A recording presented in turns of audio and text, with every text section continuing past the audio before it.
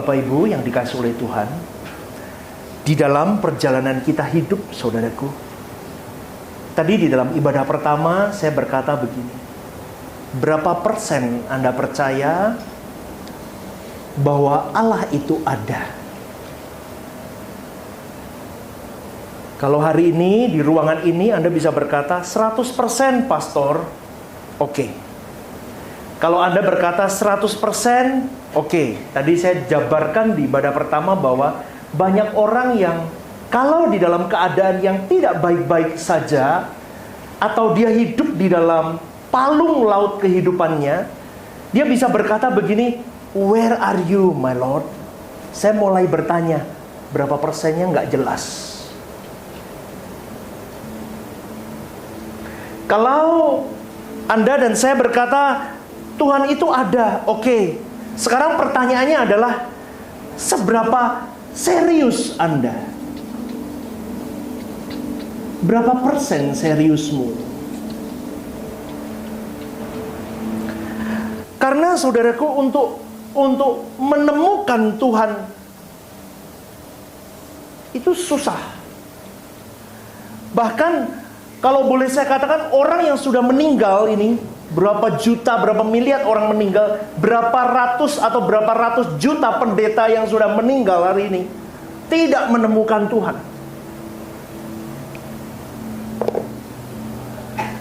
Karena keseriusanmu dan keseriusanku untuk menemukan Tuhan inilah yang menjadi motor untuk engkau bisa sampai ke Tuhan.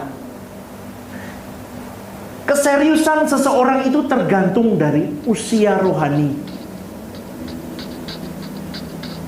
Keseriusan seseorang, saudaraku, itu tergantung dari usia rohani. Berarti boleh saya jabarkan ini relatif. Tetapi kata relatif itu bisa menjebak. Kalau hari ini firman Tuhan berkata, nah, usia manusia itu semakin hari semakin singkat. Kalau kita lihat di dalam awal penciptaan manusia itu usianya bisa sampai ratusan tahun. Zaman Nuh, zaman Adam, terus tambah lama tambah sedikit karena dosa yang semakin banyak. Dan sekarang firman Tuhan memberi patok usia jasmani 70-80. Sekarang kalau kita ngomong, ketemu, usianya berapa om? 80. Wih, betul nggak? Wih, wis tua loh. Iya nggak? Ya, 70 aja. Wih, udah dipatok, saudaraku. Maka dari itu, saya berikan sesi hidup. Sesi 1 itu 0 sampai 20. Sesi 2, 20 sampai 40. Sesi 3, 40 sampai 60. Ini bonus. Dicapek, cepek, bonus. Kalau bahasa orang Chinese Semarang, ban-ban kamsia sudah di sini. Betul nggak? Ya, ini udah ban-ban kamsia sudah sampai di sini. Fasemu di mana? 1, 2, 3, 4. Fasemu di mana? Kalau fasenya di ban-ban kamsia masih hidup, Anda tidak serius sama Tuhan, gawat.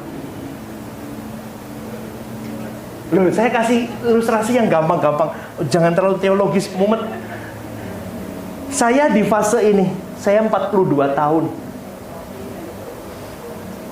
Tapi saudaraku, alangkah baiknya kalau orang ada di fase ini,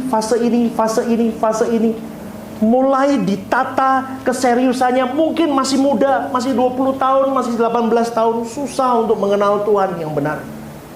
Tapi kalau anak-anak remaja, anak-anak pemuda, kalau hari ini kau mendengar kebenaran-kebenaran begini, ini masuk di dalam alam bawah sadarmu, itu bagus sebetulnya.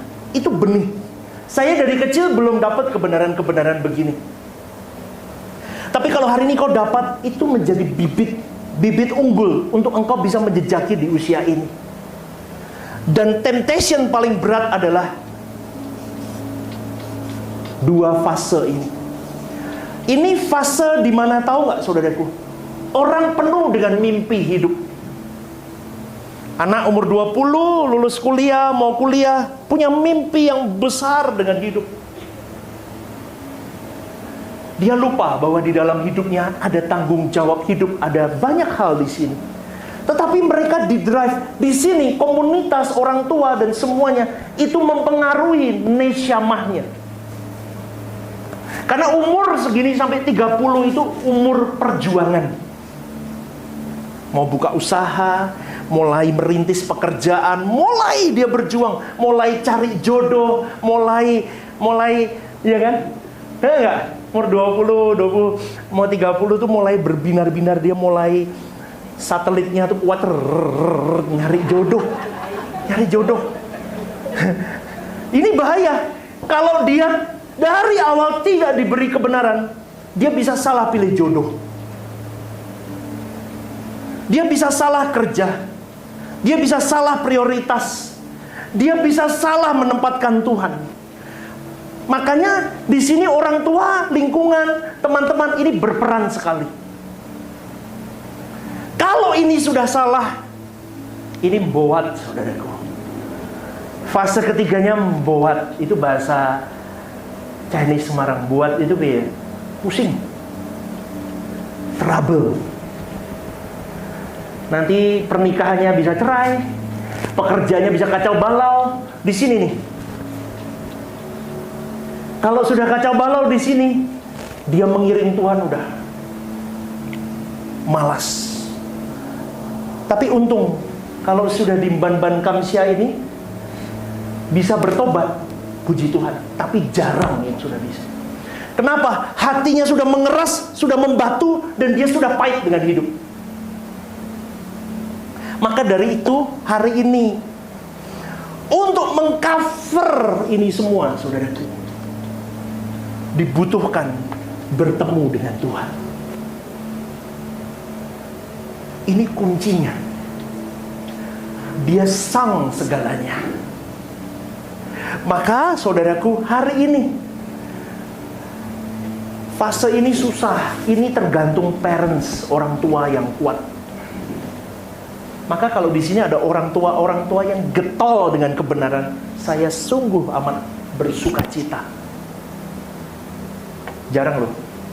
Kadang ada yang ketemu sama saya, "Ya, pastor, anakku nggak merit, nggak apa-apa. Daripada merit ketemu yang salah." Woi, keren. "Pastor, nggak apa-apa, nggak perlu harus ini dan itu. Yang penting menyenangin Tuhan." Lagu tenan, itu di mulut apa serius saya nggak tahu. Tapi buat saya itu penghiburan. Berarti Anda serius memperkarakan hidupmu di langit baru, bumi baru, bukan hanya di dunia yang sesaat. Bukan berarti dunia tidak penting. Untuk kau tata dengan penuh tanggung jawab, perlu. Tetapi untuk menata ketika kau hidup di dunia, dibutuhkan menemukan Tuhan.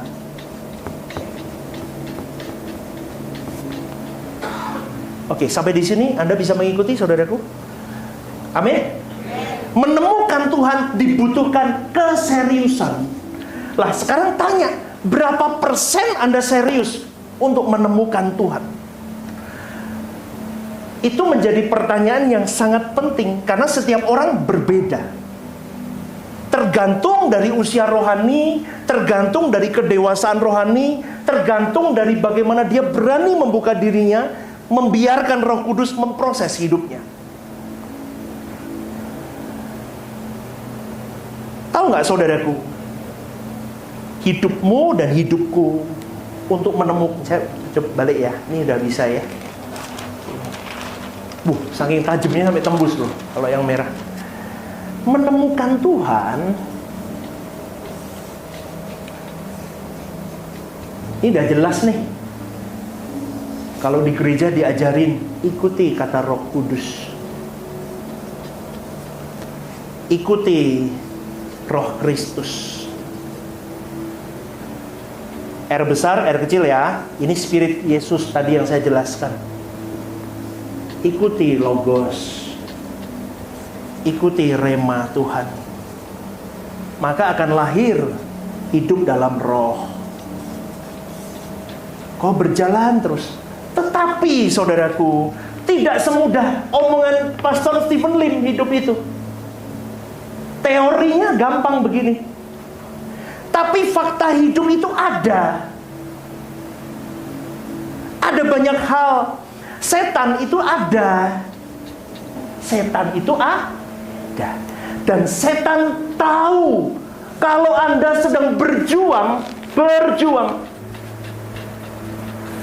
Dia tukang bohong untuk menghancurkan perjuanganmu tidak sampai ketemu Tuhan.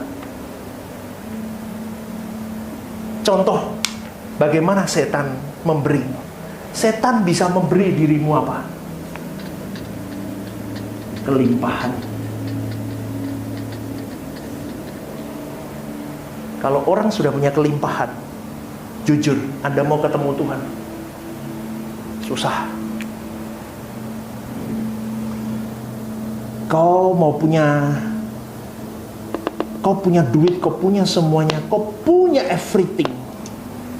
Orang kalau punya kelimpahan, punya banyak kesenangan. Orang kalau punya kelimpahan, punya banyak cita-cita. Orang kalau punya kelimpahan, punya harga diri. Dia butuh dihormati. Dia butuh dihargai. Dia butuh pengakuan.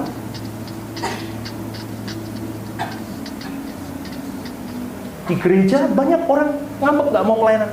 Kenapa? Harga diri. Kenapa? Pengakuan. Kenapa? Senang kalau disanjung. Apa? Semuanya ini. Ini lemak-lemak yang tidak membuat dirimu ketemu Tuhan. Ada lagi. Setan bisa juga kasih masalah.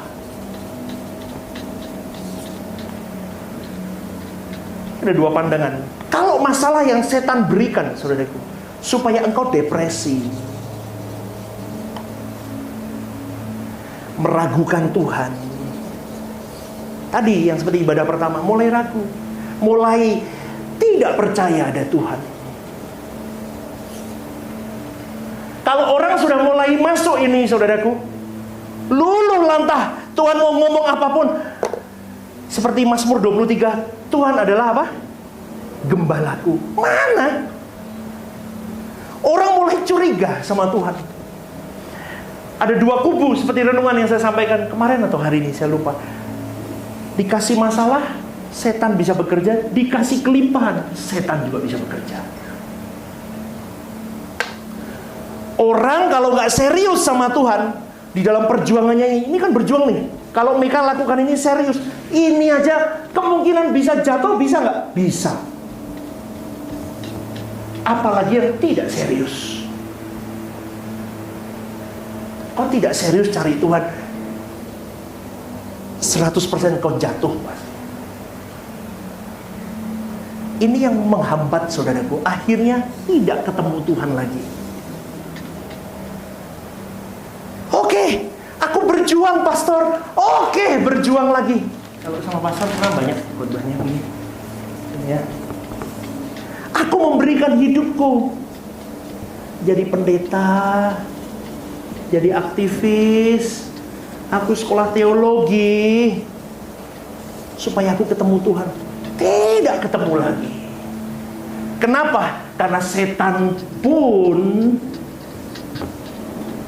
pakai cita-citamu, sekolah teologi, goalmu, apa ini mulai meleset.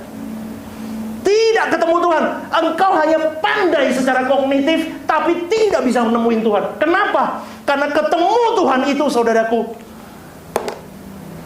satu, kau dibutuhkan kerelaan hati untuk dilucuti total. Kalau engkau tidak mau dilucuti total, jangan harap kau bisa ketemu Tuhan.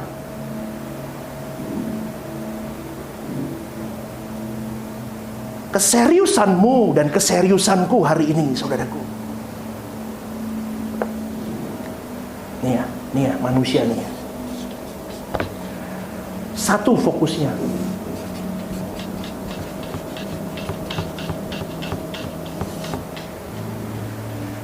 Manusia itu jatuh di mana? Harta. Jaga. Kau punya duit, nggak punya duit, kau punya harta, nggak punya harta, harus tetap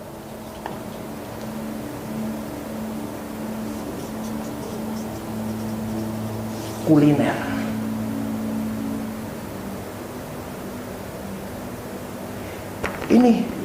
Ini tanpa disadari melukai Tuhan.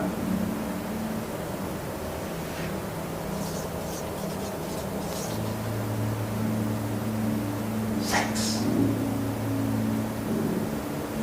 dan nama baik. Tahta lah ya. Tahta atau jabatan atau harga diri. Ini manusia itu, ini loh remuknya. Loh Pak, makan kok nggak boleh? Boleh. Tapi keseriusanmu mencari Tuhan akan menyadarkan dirimu bahwa orang di luar sana nggak makan, saudaraku. Hematlah dengan itu, bagikan untuk orang lain. Bukan saya ngajari Anda pelit, tidak. Orang serius sama Tuhan, dia tidak pelit. Dia punya 100% hidupnya. Dia akan tahu bagaimana aku harus membagi rupiahku, bagaimana aku harus membagi semua hidupku. Bukan untukku, tapi untuknya. Berikan tepuk tangan untuk Tuhan. Kuasa gelap akan terus mendistraktmu, dan dia akan berkata wajar. Seks wajar. Orang laki butuh seks kok. Kalau kau pakai pakeman itu, kau umbar seksmu. Kau legalkan. Kalau istrimu tidak bisa melayanimu, kau legalkan itu. No. Kalau kau serius dengan Tuhan, seksmu, libidomu, kau harus matikan tiap hari. Maka tidak ada kewajaran bahwa aku harus melakukan dosa, zina, karena istriku tidak bisa melayaniku. Amin, saudaraku. Gampang, saudaraku. Sebenarnya ikut Tuhan itu kuncinya all for God. Seks dilakukan di dalam pernikahan. Pernikahanmu buat siapa? Untuk Tuhan. Maka pernikahanku untuk Tuhan. Maka aku tidak umbar nafsuku. Cowok mata jelalatan, tahan. Minta sama Tuhan, enggak.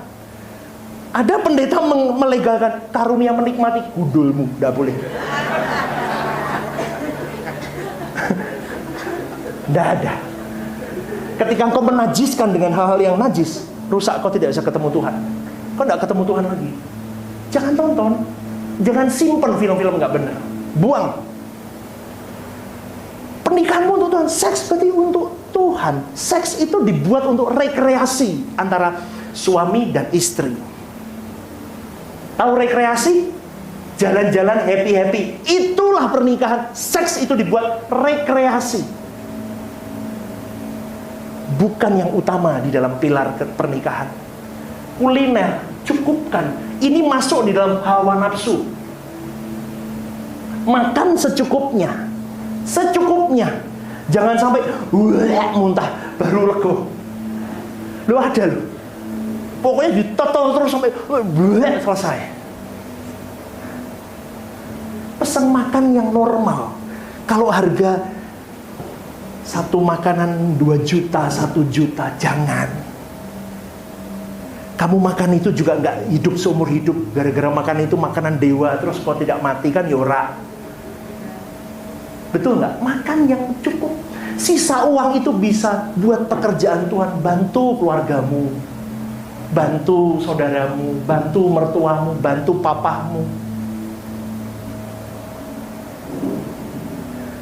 Coba saudaraku, kau punya harta. Harta itu titipan. Kalau kau mengerti ini saudaraku, setiap rupiah yang keluar, yang masuk dalam dirimu, bukan pelit ya, dengar baik-baik. Tapi kau perhitungkan untuk kepentingan Tuhan. Saya bukan minta duitmu loh. Maksud salah loh ya. Saya tidak minta duitmu. Tapi saya menyadarkan Anda. Anda dijadikan sebagai seorang pengelola, manajer sama Tuhan di sini, di hidup. Kau harus bisa kelola itu. Jangan kau beli gereja, papa mamamu tidak makan. Saya tidak mau terima uang itu. Jangan kau beri gereja, anakmu tidak bisa sekolah. Itu salah. Bawa hidupmu ketemu Tuhan. Melalui apa? Hari-hari hidup duduk dekat kaki Tuhan. Maka hartamu bagaimana mengelola, kau bisa jelas di situ. Tuhan akan tuntun melalui hati nurani yang saya pernah ajarkan.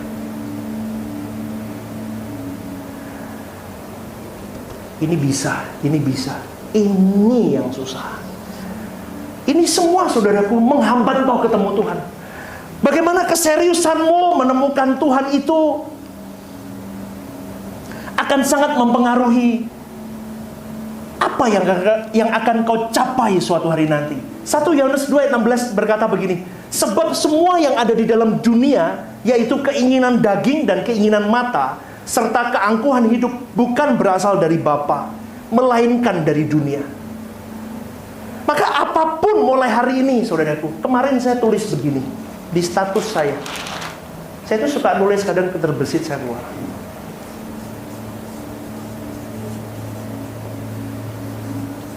Bukan?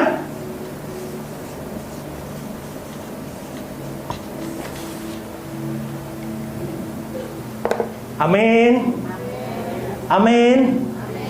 Fungsi bukan gengsi. Kalau engkau mau mengosongkan dirimu, berlatihlah dari kalimat ini. Fungsi bukan gengsi. Semua cita-cita, keinginan, apapun ini duniawi. Ini pun kadang masih bisa termasuk duniawi, tapi ini parah. Ini semua harus mati, saudara. Mobil. Kita bicara mobil. Fungsi kan? Amin. Intinya untuk apa? Mengantar dari satu tempat ke tempat lah. Tidak kehujanan, tidak kepanas. Kecuali rodanya segitiga, bludak, capek. Setuju? Karena gengsi, mobil ada stratanya nggak sekarang? Ada. Mobil strata tertinggi pun dihajar lagi dengan tahun keluar. Setan tidak bodoh, di drive ada di situ. Gengsi, terus sampai engkau bisa berkata, aku ndak iso nih ora merek.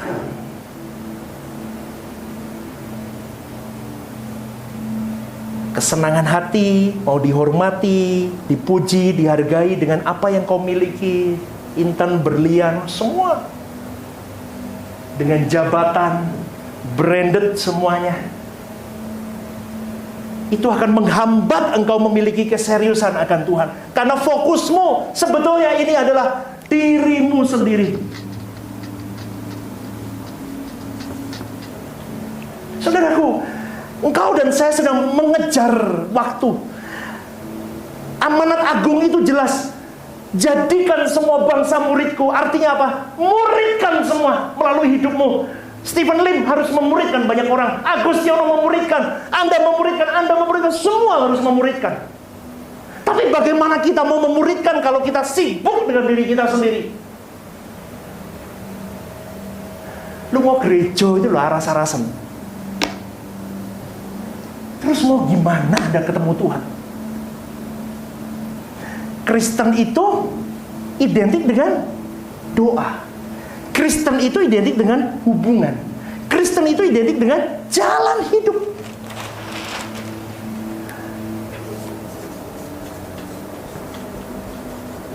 Kristen itu bukan agama, Kristen itu jalan hidup.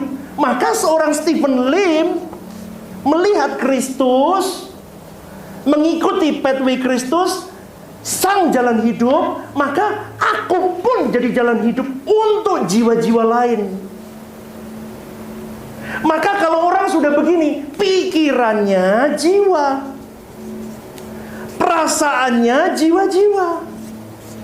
Seperti Kristus memikirkan jiwamu dan jiwaku, perasaannya untuk engkau dan saya. Maka dia berjuang hari hidup. Yesus berjuang. Saya contoh, Anda contoh. Ikuti sampai di sini, saudaraku. Amin. Kristus identik dengan kasih. Tidak ada di bumi ini satu orang manusia pun yang rela memberikan nyawanya untuk sahabatnya. Hanya Yesus. Engkau dan saya harus di-cloning seperti Yesus itu. Maka kasih tidak boleh hilang. Kalau di dalam gereja ini tidak punya kasih, bagaimana bisa hidup organik gereja ini? Makanya tadi tim caring tampilin dong. Kalau ada saudaramu sakit, temanmu sakit, siapamu sakit, belajar peduli. Siapa tahu dengan perwakilan ini. Tim caring ini diketuai sama Ibu Yuni dan wakilnya Budita. Saya rindu Bapak Ibu, kalian semua kalau ada perlu apapun, masuk rumah sakit mendadak atau apapun yang bisa kami bantu, kami akan bantu, kontak mereka. Kami mau belajar untuk menerapkan kasih itu lebih kepada jemaat. Saling. Kalau tidak bisa nengok, ya teman-teman sepelayanan tidak bisa nengok, telepon. Ini bukan zaman batu, amin. Amin. Amin. Bisa WA, amin. Halo, ya, kok gimana? Oh, sudah dioperasi, iya. Tadi lehernya dilepas, ya, iya. Sudah dipasang lagi. Aman, sehat. Oke. Tanya lagi, halo Ci, oh iya, gimana? Ya tadi si perutku udah dikeluarin, dimasukin lagi, oke. Telepon, tanda kasih. Jangan seperti itu orang Samaria tergeletak, kita pura-pura tidak tahu. Wah, rapopo sih ketemu nih gereja semari baru disalami. Semari. Di sini nggak ada, saudaraku. Di luar sana banyak. Amin. Ketawanya kok begitu loh. Saya ini ngomong apa adanya. Yesus itu begitu. Kan kita mau seperti Yesus, tapi susah. Kalau kita memikirkan jiwa-jiwa, jelas firman Tuhan berkata, apa gunanya seseorang memperoleh seluruh dunia kalau jiwanya binasa? Maka saudaraku, Tuhan itu aware dengan jiwamu dan jiwaku. Kalau sudah begitu, kita harus aware sungguh-sungguh dengan jiwa kita. Bagaimana orang mau mengenal Kristus melalui hidupmu kalau kau matre? Kau masih ngomongin orang, jelekin orang, ngomong sembarangan. Nggak kudus kau hidup.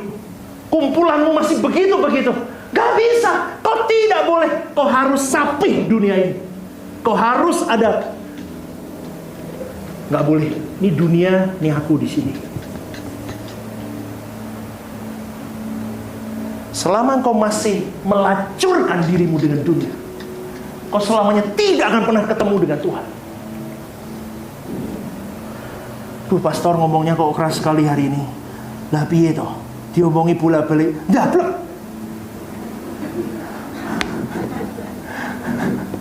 Ndablek.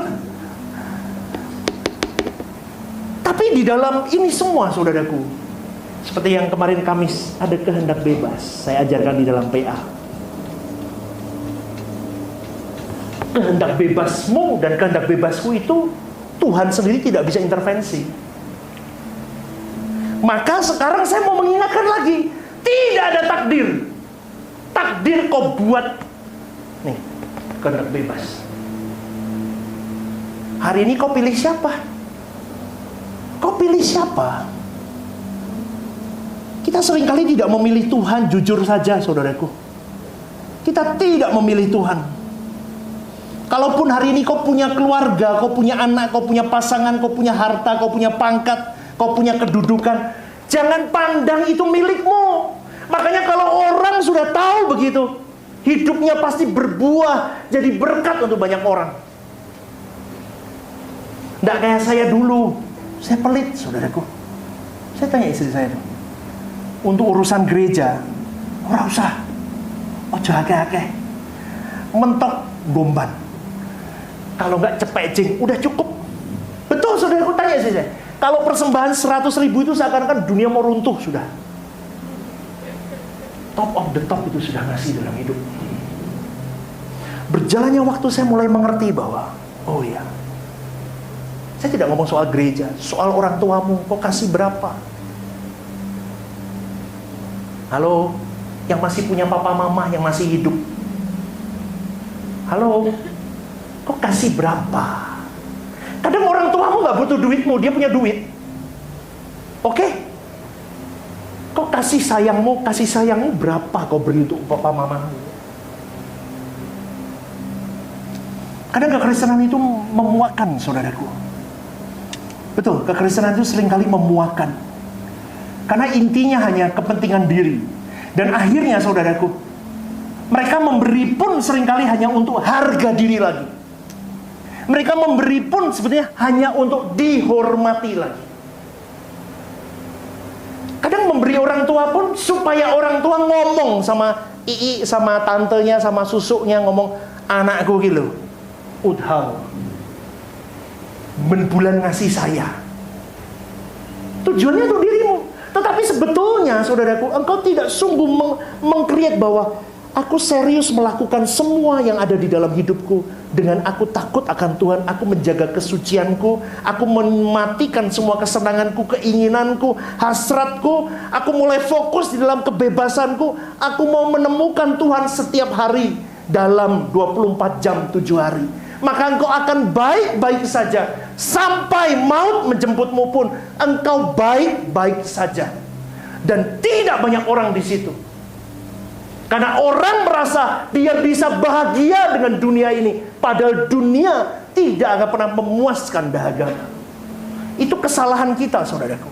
Ini kedengaran berlebihan, tetapi sebetulnya menanggalkan kesenangan, mematikan keinginan, itu baru standar. Itu baru standar. Jadi hari ini, saudaraku, sebelum Anda pulang dari tempat ini, saya mau mengingatkan, temukan Tuhan yang permanen. Temukan Tuhan yang sejati. Di mana, pastor?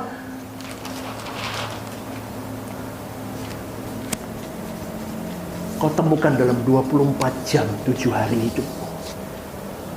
Mulai dengan doamu bersama dengan Tuhan. Mulai buat komitmen harian. Mulai dengan pengertian bahwa setiap hari aku harus tenggelam di dalam kesucian hidup. Kesucian ini akan memblending semuanya. Dan ini tiket turbo untuk Anda bisa ketemu Tuhan. Kuduslah kamu sebab aku kudus. Jelas, itu kuncinya. Kalau kamu tidak kudus, perjuanganmu tanpa kesucian seperti mobil tanpa mesin. Kesucian itu adalah engine-nya. Amin. Amin. Kau rajut. Tidak usah ngomong kalau tidak perlu ngomong. Ayo, tidak usah negative thinking, asumsi. Jangan. Setan itu main di hati pikiran, saudaraku. Berasumsi. Berapa banyak hubungan rusak karena asumsi. Karena engkau tidak menjaga kesucian hatimu, kesucian pikiran. Kamu punya masalah kan, saudaraku? Sucian hidup. Temui Tuhan. Pasti kalau Anda jaga kesucian, ketemu pasti. Tuhan akan berbicara banyak hal dalam hati nuranimu. Nah, jangan. Nah, jangan. Dulu kalau saya disakitin orang ya, saudara, saya balas. Hari ini bisa nggak tahu, nggak ada dendam. Aneh loh, saya tuh bisa sampai, oh iso ini ya. Saya lihat orang itu pun masih oke. Kadang saya punya kerinduan, aku pengen peluk dia. Aneh ya. Sampai saya berpikir, orang wajar Stephen Lim. Tapi wajar. Ketemu Tuhan itu merubah karakter burukmu jadi karakternya Yesus. Penuh kasih, penuh pengampunan, Tidak ada agenda diri, 24 jam, kita rajut kesucian. Di dalam kesucian ini kita blending lagi dengan tanggung jawab hidup. Bekerjalah yang baik, sekolahlah yang baik. Yuk, pelayanan yang baik. Lah, Anda tes pelayanan buat gereja, contoh ya. Ini saya ngomong ranah gereja, pelayanan sama kerja. Ini ada bayarannya. Ini kadang nggak ada sebenarnya. Kok bisa taruh ini berapa persen? Kok bisa taruh ini berapa persen? Nanti konangan. Konangan itu, konangan Indonesianya apa ya? Ketahuan. Anda buat Tuhan apa enggak? Bukan berarti, oh kalau ini lebih buat Tuhan, enggak. Orang kalau di dalam Tuhan, dia bisa balancing.